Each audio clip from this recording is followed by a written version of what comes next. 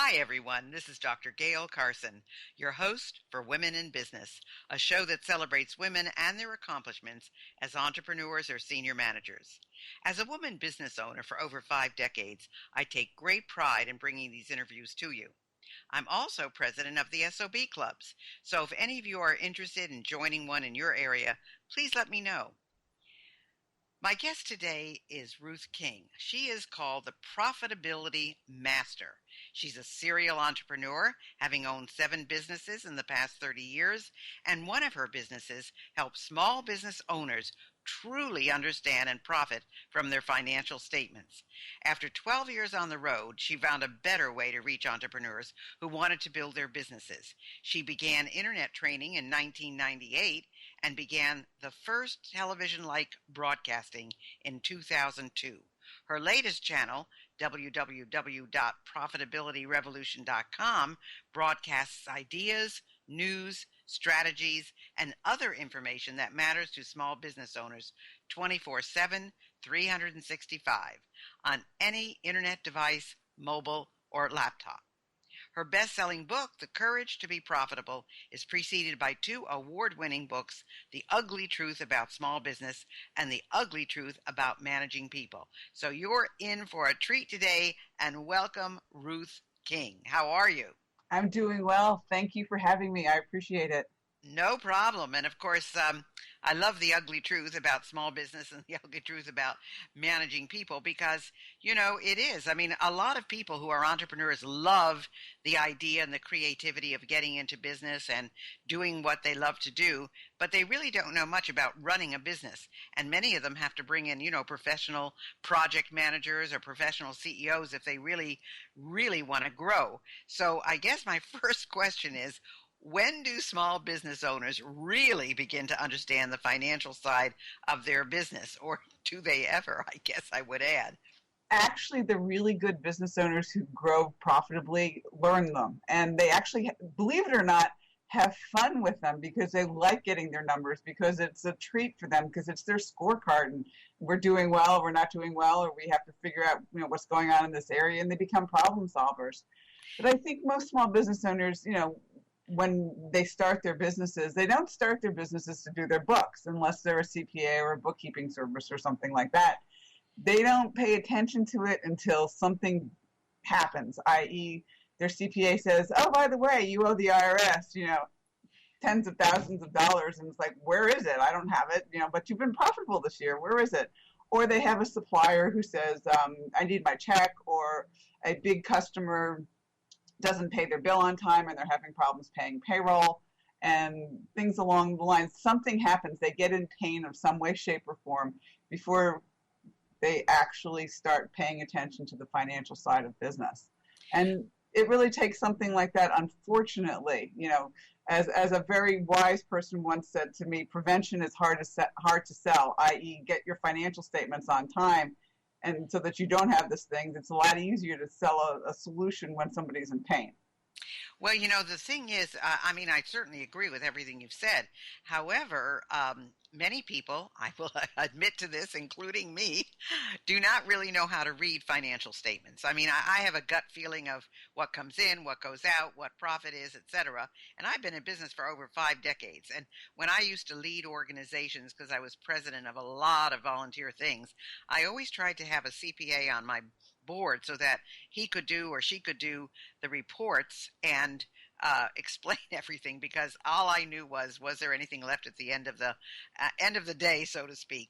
So what is most important? Is it cash flow, profits? To me, all of that is important, but what's the most important? Right. Actually, cash flow, everybody thinks is important, but profits are more important. Let me say one thing and go back to what you were saying. You were smart enough to have a CPA who could understand what was going on in the overall sense, and that CPA was the person who delved into it. I say to all small business owners that you don't have to know how to do debits and credits and what a bookkeeper and a CPA do. You have to know enough to look at your financial statements and say, that doesn't look quite right. And as you said, the gut feel of, I got an idea of what's coming in, I got an idea of what's going out. and I'm looking at my financial statements and they just don't look right. Explain this to me. Explain this to me. So you really just have to know enough to question. I don't expect any small business owner to be a CPA because that's what we hire them for, right? Well, that's true. And there's another thing based on what you've just said, and that is, you listed debits and credits and this and that. Many times I'll say, well, I know I'm going to use easy numbers now. I know there should be $50 left here, or I know there should be $100 here. And all of a sudden, what I thought was a minus, the CPA has turned into a plus. And I don't really understand how all of that happens. I mean, sometimes I know I'm not making money and it shows that I am making money. And sometimes I think I've made money and it shows that I haven't made money. So are there some things that they use that we just don't understand in the everyday world? Well, you actually just hit the nail on the head between cash flow, and profit. Okay. All right. Go further. Well, we think about it because we get a sense of our business from a cash perspective, right?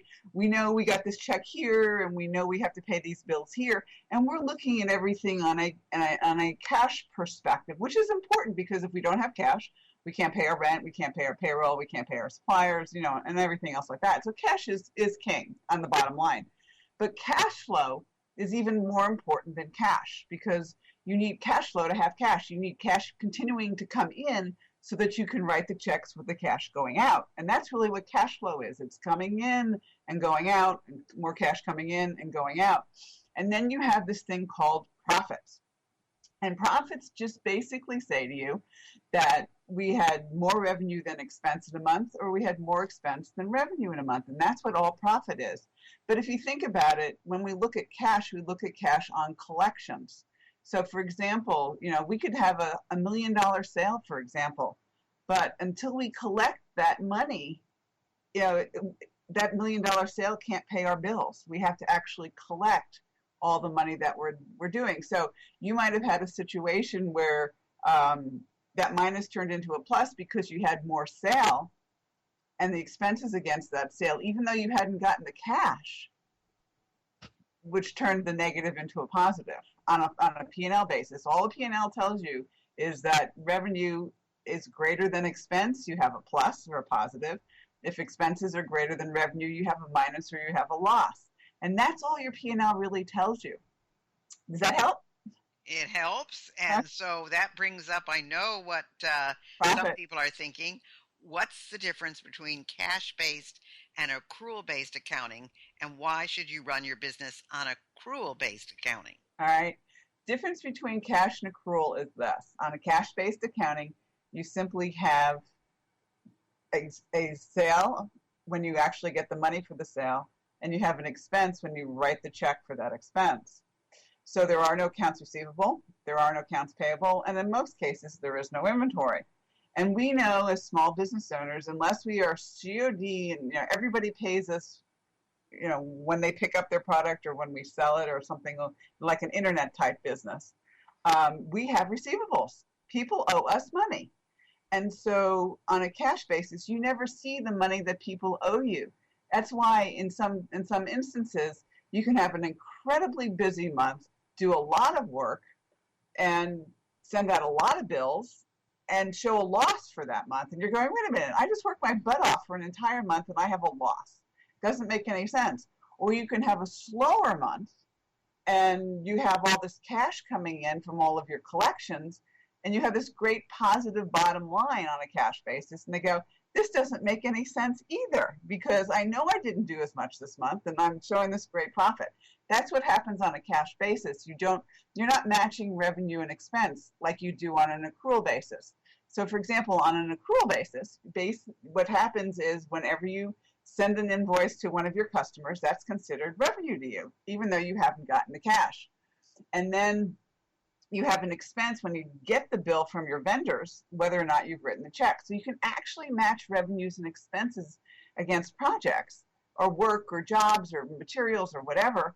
And you have receivables, you have payables, and some of you may have inventory. So you're actually having the ability to match revenue against expense so that you know what true profitability is. Again, profitability is not cash. But So hopefully that answers it. And let me explain one other thing about having profitability and profits leading to positive cash flow. And I want to tell this with a story. I had a client who grew his business on cash. Basically, he always had cash in his pocket. The cash that he got from finishing one project and one job started the next, and the cash from finishing that project started the next. And as long as he was growing, he always had cash. And so he was, sitting there going, "I'm great. I'm taking my vendor discounts. I'm paying payroll. I've got money in my pocket, and I'm doing great." He hits $2 million in revenue, and his growth absolutely stops. And he stayed at 2 million, and which was fine for him. He was comfortable with this. And a month or two later, he starts noticing, "Gee, I don't have as much cash as I used to have. I used to be able to take all my vendor discounts, and I'm not being able to do that. And every once in a while, I've got problems paying payroll, which is insane. I'm this $2 million company." So he calls me on the phone, and to make a long story short, for every dollar he was taking in the door for 12 years, he was losing a nickel. Hmm.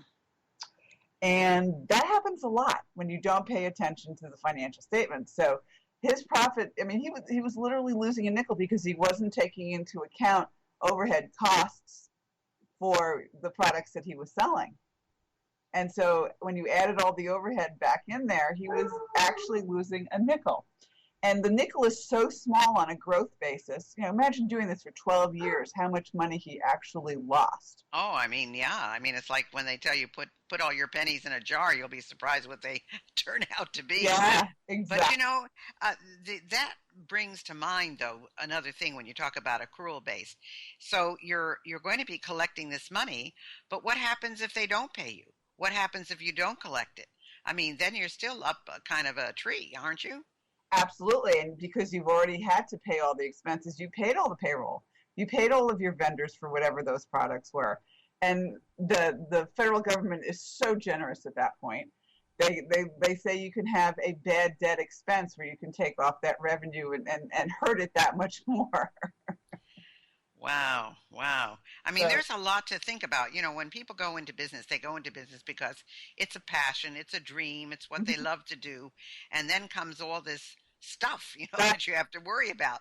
yeah, Now, another thing you talk about is net profit per hour. Now, I sure know what net profit is, and a lot of people don't know. They don't look at the net. They always look at the gross. Gee, you just mentioned the fellow that did $2 million.